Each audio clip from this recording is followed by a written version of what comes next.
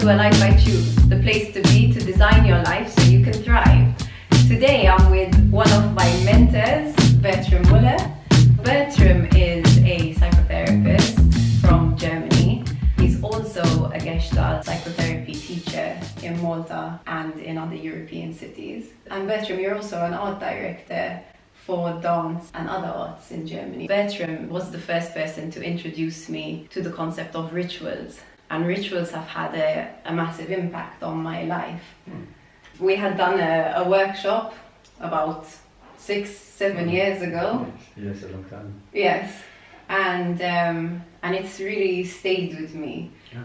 You know, and kind of especially the concept of doing a New Year's ritual. So taking time to reflect on the year that's passed, and then designing, like actively setting goals for the new year so that you can steer your life in the direction you want it to go. I applied it every year. I did it, and I invited friends, you know, and people really benefited from it. Wow. And now this year I'm opening it up to a wider audience. So I'm very nice to hear it. Yeah, I'm really excited about that. Yeah, and that's since beautiful. you were the first person really? to introduce me to it, I wanted people to know, like, you know, where the idea came from. So thank you for joining us today. Yeah, it's a pleasure. Thank you for inviting me. So my first question is that sometimes when you hear the word ritual, it can sound a little bit like witchcraft-y. So my question is, what exactly is a ritual? A ritual is a particular form of communication.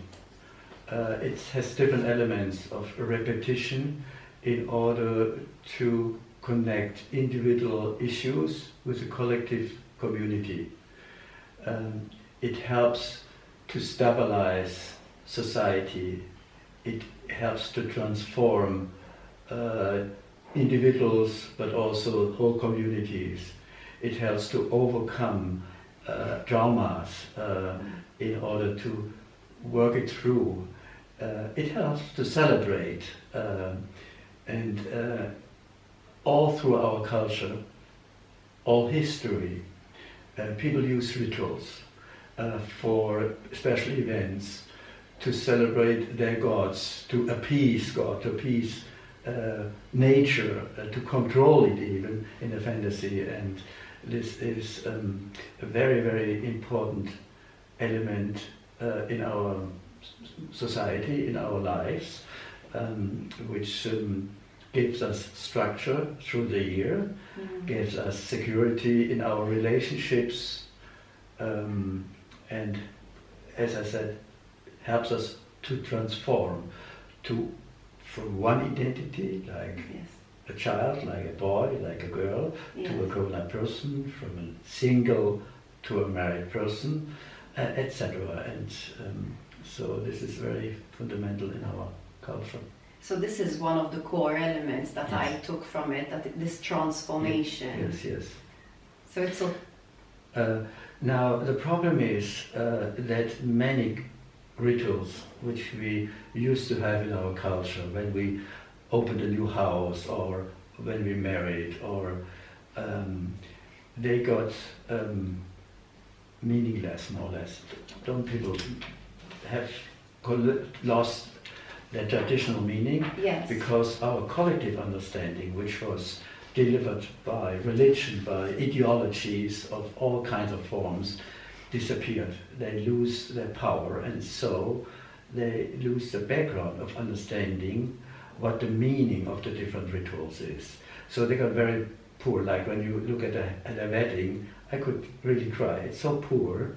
And how can this poor, like making noise, etc., and the little things, which is nice, but a wedding is a ritual which needs to have the power in the memory of a point of no return, of a change, of really change. So it has to affect all our emotions, our thoughts, our identities, and even our social connection, that people find out, now I'm this person, I'm changes to this person. You're declaring it. Declare it, Yeah. so it's a public. So the reason is that our strong and traditional collective ideologies, religion is decreasing, and in the foreground became a new kind of ideology, which I call individualism.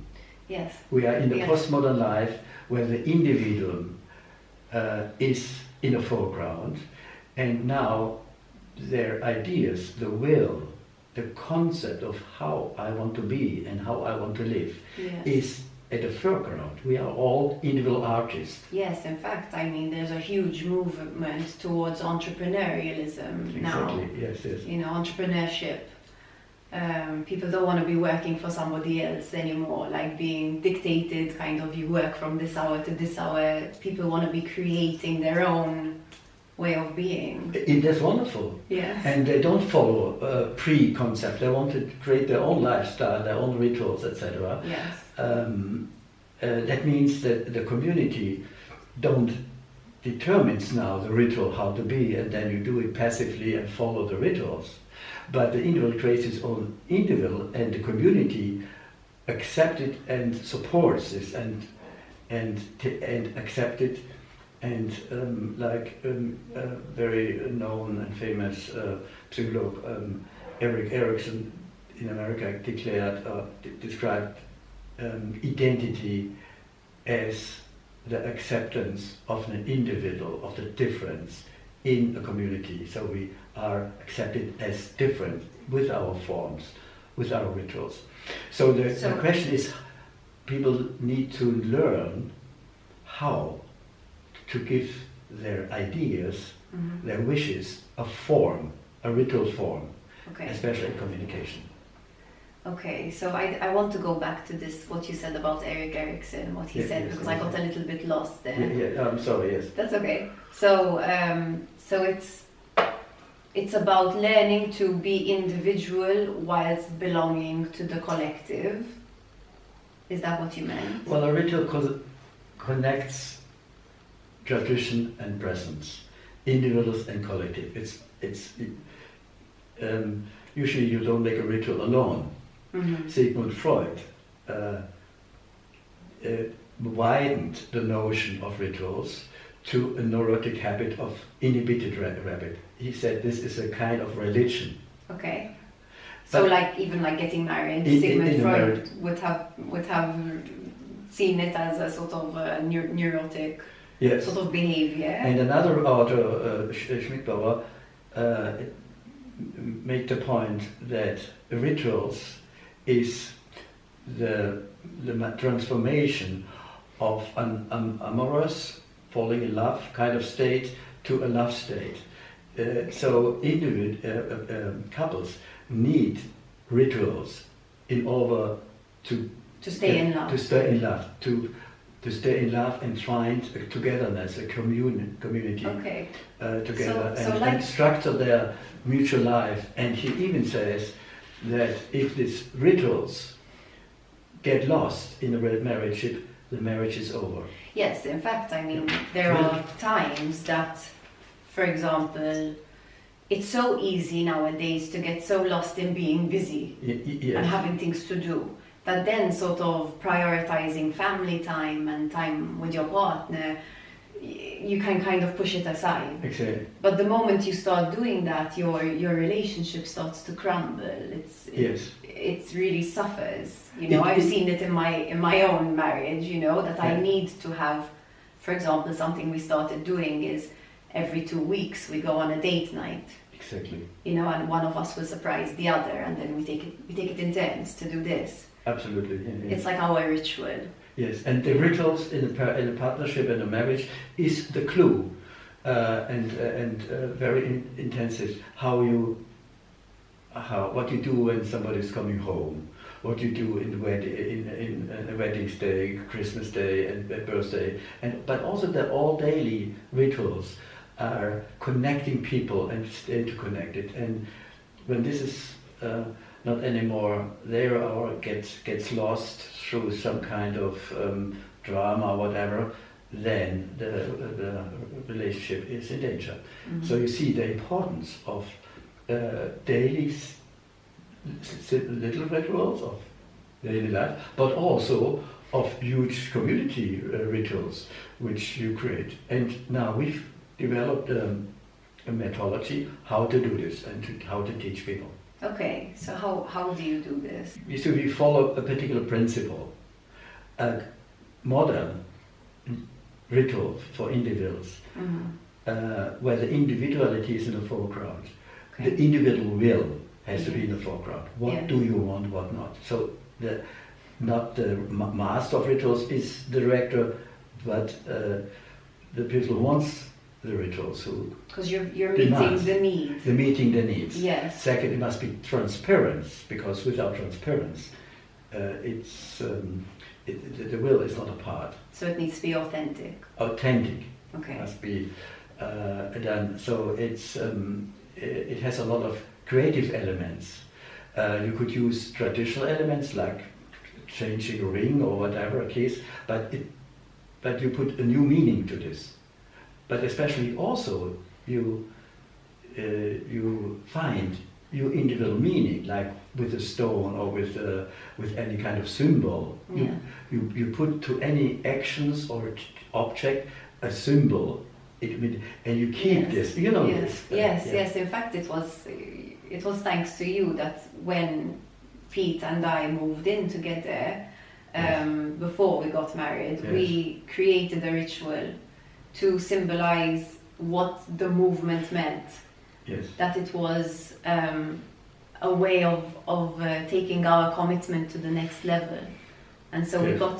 we got a jug, and Yes. we each chose 5 symbols. Yes. For example, Pete chose a padlock, and he put Wonderful. a key of mine and a key Yeah. of his That's on the way it it. is. Yeah. And I chose a recipe that I Yes. rolled up and put in there. The recipe was to represent nourishment, nourishing the relationship. And it was a really simple, half an hour between us. But it's still there, and it just helped us to be very clear on what we both wanted from this and what we were both bringing to this. So you find out the basic existential elements of the two parts, what they are longing for, what they have difficulties with, and which they want to leave behind, Yes. and what we don't know. I give you an example. I had a family, the boy was 16 years old, and he was on the way to become a man, but they had a lot of conflicts, of course, at this age. So we I made several interviews with the family, with the parents, and with him, in order to find out what is the conflict, what he is leaving behind, and the parents, what they worry. And finally, we created, together with them, a ritual of transformation. Okay. One issue was, the boy had a lot of toys and puppets, a pile, and it was a way to give this away. And within the big ritual, wow, he put okay. them all in a big box, Okay. except an ice bear, a little kind of ice bear. He was in love. Okay. And he could not do this. He cried in front of all the people, so he was escaping. And the mother, when the mother said, I have to accept that you are not my child anymore, but a grown-up person now. Her sentence was, I have to accept that from now on I have to allow you to smoke. It's Okay. your responsibility, etc. And you can imagine many kind of this sentence, and then the audience said yes, he's afraid, and then we have some kind of music in between, and then we have a ritual of becoming a man, and we have many other rituals. This is really beautiful. I like this, and I think, I hear often that rituals for men are sort of lacking. Especially, I don't know if rituals for everybody are sort of lacking, but a lot of people mention that men have difficulty transitioning from boy to man. Is this something that you see as well? It's a big problem in all cultures. And we have the myth in Sicily, 80% of the men don't separate from the mother. Yeah. So they never can make a marriage with a new wife. They're always dependent. They're Yes. not really. Yes, So yes. this transition of separation rituals, even all for marriage, but also from parents, is very, very crucial. And in our society, where we have smaller families, and the boy is very much connected with the mother, it's overprotecting. We call it helicopter mother. Yes, yes. So we have one of these cultures. Yes. Yeah. Now they're 26, 28, and they still are so dependent. And the mother keeps them dependent, that they really get in very, very big conflicts and Yes. problems. I mean, this is where the concept of the difficult mother-in-law comes from, no? Because there isn't the separation, so Yes. the husband cannot be fully in the marriage. Yes, also the mother-in-law is a problem, but also even more the own mother of the boy is in problem. Yes, mother-in-law for the wife. Yes, Yes. it's so conflicting. And I had a case in Italy where a couple of quite old couple said that the man every day went at lunch to the mother and brought the food, even home for his wife. So he was totally connected with the mother, and there was a really big conflict in the relationship. I can imagine. And yes, it's a transformation to become not only a man, but also sometimes a married. Yes. Because I teach them to become an individual private man, a married man, a family father, Yes. a lover. So you have many identities, and for each one you have to find a form to relate at best, or to one woman, to one wife, etc. But you change it. So the ritual helps you to step into the role. In the identity different. We have many identities. Yes. We are bicycle drivers, we are teachers, we are therapists, etc., and car drivers, etc., and politicians, etc. We have many roles, but we have to change our identity and form it to a particular role. That's a creation, and ritual helps to be aware. Yes. Like a wedding, be aware.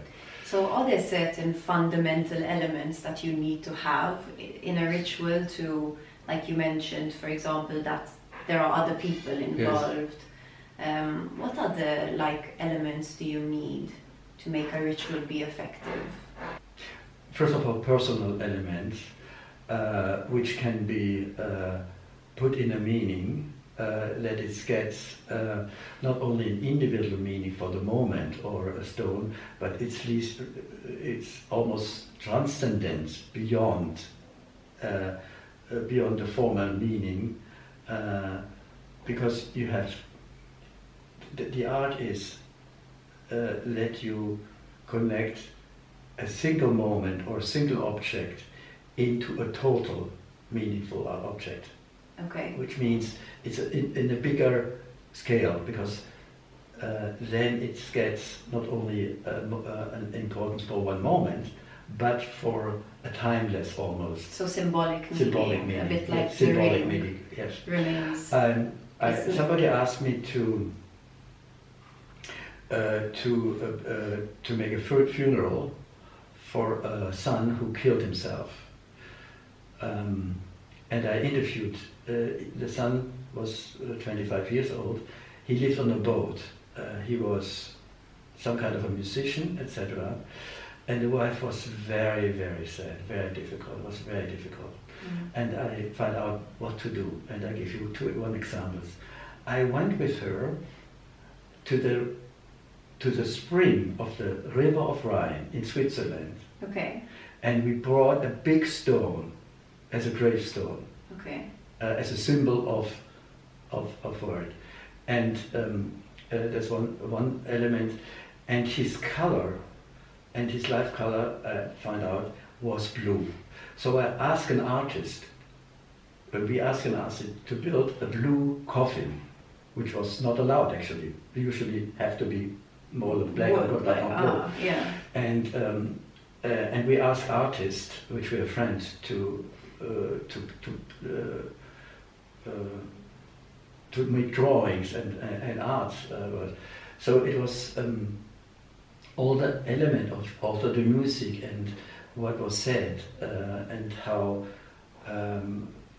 he was remembered, especially in how to overcome the grief of this lost child.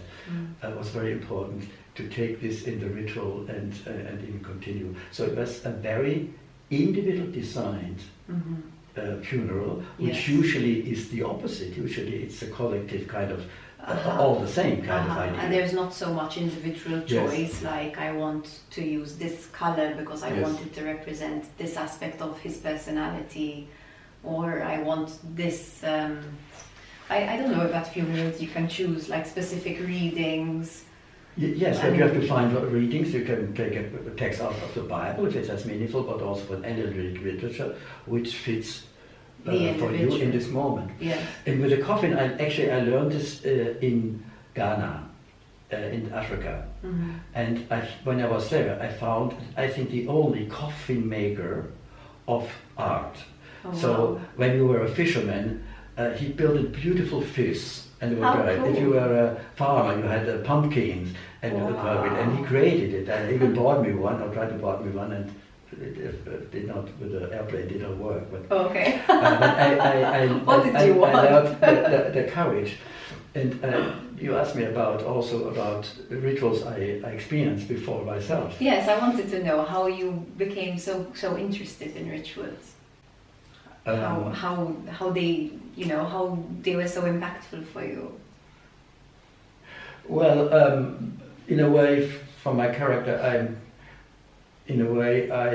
I like to give forms to life events. In my dance theater, we had a lot of rituals for any kind of events. We made big rituals for thousands of people. In anything, etc. So it's just fun to develop with a group of people a ritual for other people, and they enjoy it and they're so happy, etc. And you need so little things, but you need to know what it's an event. Yeah. You have to stick in the form. But also when I was several times as an art director to look for art and music and drumming, etc. I was in Ghana, and I helped them to invite a big Japanese company, Kodo, which are huge drums, and they put this in a backyard of a slum kind of area. Huge drums. It looked like Japanese drums like this. Drums. Japanese drums. Okay. And then, of course, when they finished, the African came with 60 drummers in a big circle. And it was a particular kind of holiday. And I was some kind of special person there.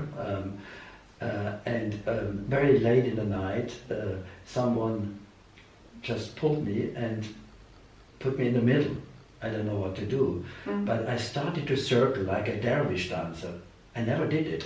Oh, okay. I've seen dervish dancers in Dubai. You think you'd fall, but because the drumming was so strong and so holding myself, that I started to circle, lost my consciousness. I was aware, but there was time. I did not know how long. That was a long time, and this gave me for this surprise, but also this where I feel safe. Safe. I was not anxious. To do something in a strange context, which I could not do before. So it was like a transformational symbol for you. Symbol, yeah. It's not so easy for me to lose my mind, to let go by dancing. I'm a quite known dance director, but I'm not as a dancer. I like to dance, but I'm not so to let myself go and just improvise, etc. I can do this, but really, and that's an element of a ritual, that you are contained. Yes. That you are contained by by the others. Yes.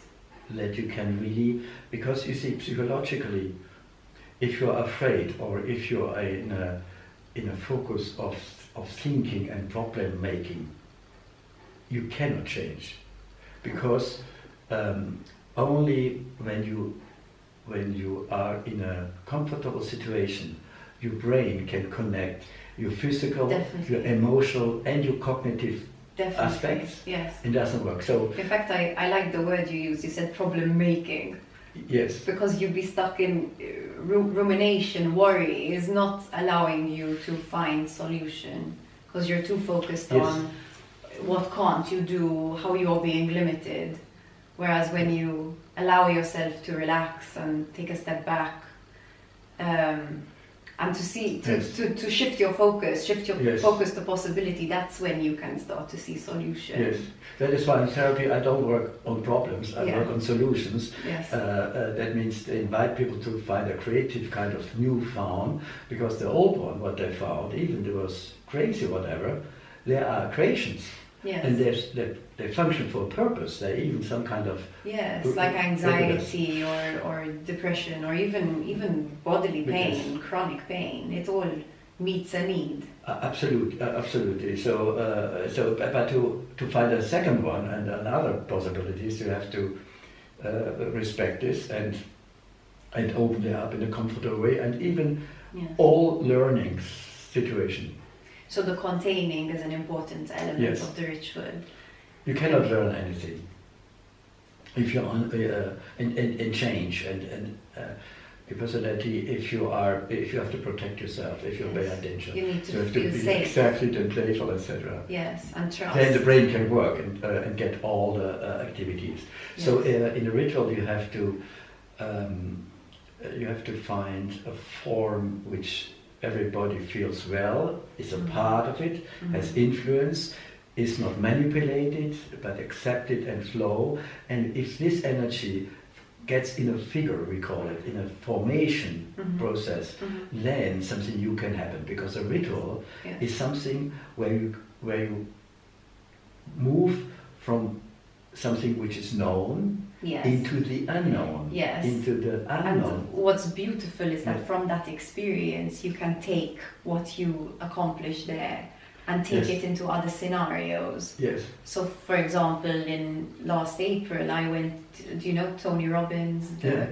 I went to a Tony Robbins event Oh yeah. Okay. where he obviously his people set up these long fire pits, Yeah, and you yes. take off your shoes and you walk across Right. the fire. Yes. So it's a symbol, it's a ritual, it's Yes. not about I walked on fire, it's just about the fact that you do what your brain thinks is impossible. Yes. And from that, and obviously there was a lot of containment there, so there were a lot of people. They explained the process over and over, we practiced, we visualized, it was very, containing and safe and trusting. Yes. But from that experience, now, whenever I have to do something that scares me, I just go, I walked on fire. Boom. That is wonderful. A wonderful example. Thank you. Yeah. That's right. Yes, I had similar experience, and exactly that's you remember. So it's a kind of keeps in your mind and let you do things which encourages things which you never could think of. Definitely. Yes. Definitely. Is there a possibility that a ritual wouldn't work? Like that somebody goes through the ritual and it doesn't have an impact on them? And if this is the case, why? If it's only cognitive, rational, it doesn't take your emotion and your meaning also, but also your body. Yes. In a whole holistic way. Yes. You see, that is why ritual is so fantastic strong for change, because it's not only attaching your cognitive part here, but also all elements in your brain, and so you keep it more, because the law of brain is what fires together. Wires together. What fires together, fires together. Yes. And it keeps in mind, and That is why also Gestalt therapy and this experiential kind of methodology are so important, because they don't work on words or actions, but they are experiential, which takes the body, the emotions, the awareness, the thinking, the thoughts, the memory, all together in one formation. In fact, if you're trying to learn and you're too passive, I remember you saying this to us as well, you're too passive, you learn like a quarter, if that, of what you could learn. If you engage your body and you engage, you become active, you move. Yes. So it's like the ritual needs to bring in, you need to be using the physical as well, you need to be experiencing it with your senses. Yeah, exactly, because then it affects your whole, it's an idea like of a ritual or of a whatever, needs to be embodied, be a part of your body, of even of your habits later. And then it will stay, and even is able to change it different. Because can you imagine a habit which you have is connected with millions of neurons in your brain, and then you want to change it? How can you erase this firing kind of activities? It's hard. And so you have to go in the normal habit, and then you make a detour. Like a day after wedding, you say, and you see beautiful, let's say, women, and say, oh, beautiful women, oh, okay, yesterday I was married, so I have to change it, okay, hi, and then you make a detour, so slowly the habit of going this way, you say, oh, well, there's another way I choose, which is for me better and more meaningful and more pleasant. A ritual does not work today because there is a different culture now in postmodernism in our modern world, and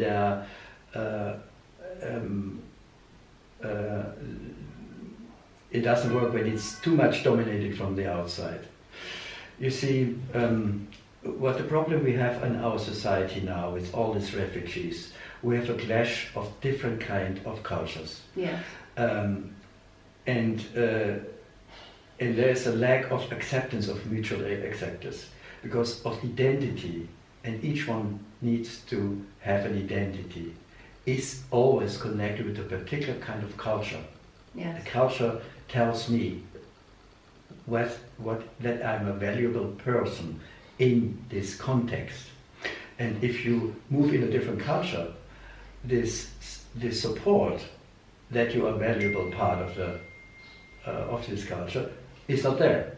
So you get either anxious, destructive, or you project your support on a big leader, or even a manipulator and dictator, whatever, which we have now, because they don't feel strong and accepted, so the reaction, they look to somebody else to do it for them, kind of thing. If people lose their relationship, a connection to their culture, they lose also their reference to their own identity, and this is anxious making, because the ground of anxious is the fear of death, of fear of meaningless, of fear of no value. So people, in order to live, you need respect of yourself, you need respect from others in a community, and this exactly is created through rituals. So if you have a clash of cultures, we need first to accept the differences, and even celebrate the culture of differences, and through acceptance, then we can exchange and meld and take over. Then we will be successful as the ancient Greek, where they had a strong own identity in the city democracy, and also a huge openness. So they had a kind style of respectful form Mm-hmm. and a welcome culture for differences. So they could grow, they could change, but they Yes. did not lose their identity. Yes. Yes. Yes. Okay. Identity through transformation. And I learned from Malta, there were 5,000 and more year of foreign people taking over the country, a lot of war because of strategic point. And now for a few couples of years, Malta is in a way free, independent. Yes. But still, there are many people coming from the outside now. Yes. Tourism, they're invaders in a way. Yeah. In a way welcomed invaders, but also problematic because they take over and influence the house buildings, the culture of communications, etc. So it's a big touristic place, more and more, Mm-hmm. and people might be anxious to lose their identity, Mm-hmm. their tradition, which happens anyway, but maybe too quick. Yes. And So- with too much money, power, and too much whatever. So this is essential. So we have to be very careful of changing our traditional identity, which is supported by traditional rituals, and transform them or replace them, but with the will and acceptance of the people. Yes. Okay, so tapping into the need. What is the need of the society? What is the need of the individual? So that we can integrate. We cannot stay who we were. We cannot stay who we are. Life means always to change, Yes. to grow, of course. And society grows and changes. We cannot stop them, the growing. But we can influence them with interesting visions in the future, with a lot of communication and sharing, with respect and with and finding creative solutions. How we say in Gestalt therapy, creative assimilations of all kind of differences in a mutual ritual and ritual acceptance that we all decide and want to move from here to this other identity. Mm-hmm. If this is done, we find a way of changing in peace and changing in open, accept society. Mm-hmm. Mm-hmm. So, Bertram, I want to ask you one last question. Yes. If you could introduce everyone to, and I think I really have the answer, but I thought about it before we had this conversation. If you could introduce everyone to like one ritual, what would it be?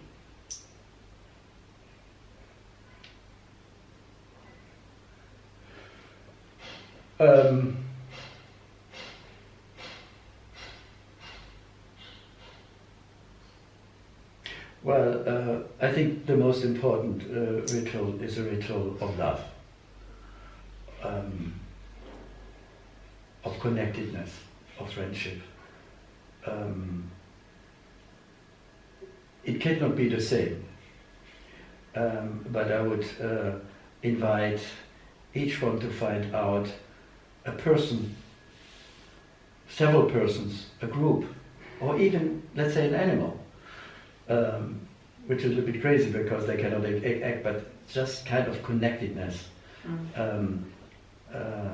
Because many people are lost in transition, are lost in a complex world. They are lonely. Yes.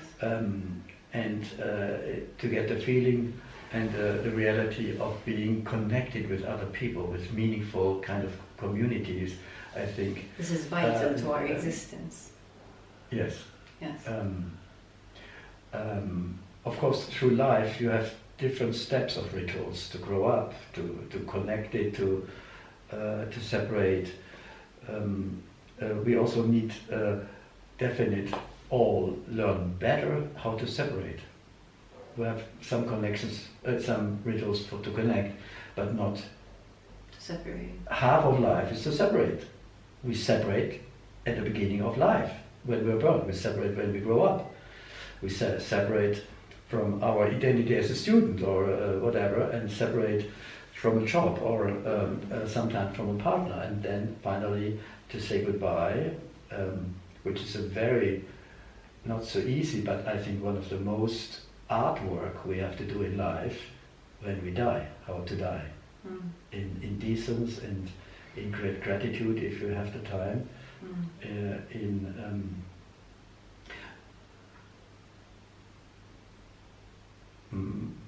yes, that I would say is fundamental. So rituals for connection and for separation, and it's yes. then creating it according to bringing your individualism into it. Yes, so they belong together. They are one kind of separation. Connectedness and difference and is because whenever you decide one identity, you have to give up something else. Yes. So there's no connections without giving up something. Yes. And some people want to be connected or want even to be married, but they don't want to give up their old lifestyle as a single or whatever, they don't want to separate a mother from their children. Yes. But the biologically demands that mothers, parents, and the children are supposed to separate in order to meet again, but with a new kind of identity, yes. at best. But Yes. if they don't separate, they will destroy their trust, and they will deny the fact that the children change to grown-ups. You deny the freedom. Freedom. And then you cannot grow. The individuality. So life becomes stagnant, and it becomes Yes. boring and repetitive and Yes. And then becomes unsatisfactory. auto-aggressive, depression, subtle aggressions, a lot of too much frustration, and then that's a poor life, isn't it? It's a pity. Yes. It's not vibrant, it's not alive, Yes. it's not spontaneous. Life can be so interesting when you know how to change, to connect again. You don't need to change you always. You will change in contact and experience with others by itself. But you have to reach out and get a form, a style, a lifestyle of communication which fits your identity and your personality, of course. So what I'm taking from this, Bertram, is that rituals are really fundamental to living a growthful, vibrant and fulfilling life. Absolutely, I agree. Yeah. Okay. Thank you very much. Thank you so much for having me. And I'm really glad that you got to meet one of my most influential mentors. You know, you are, and along with all my other mentors, but you are. You've had a pleasure to hear. You've had a massive impact on both my personal development and my professional development. So I'm very excited to introduce you to everybody, and thank you for sharing this time with us. Thank you. Thank you. Thank you. Okay, sure. Thank you. I'll link information to the New Year's. It's a workshop, but it's really a ritual. So I'll link information to that below. And leave your comments, give us a like, subscribe to the channel for more of these conversations. And I'll see you next Sunday for the next video. Ciao. Ciao, ciao.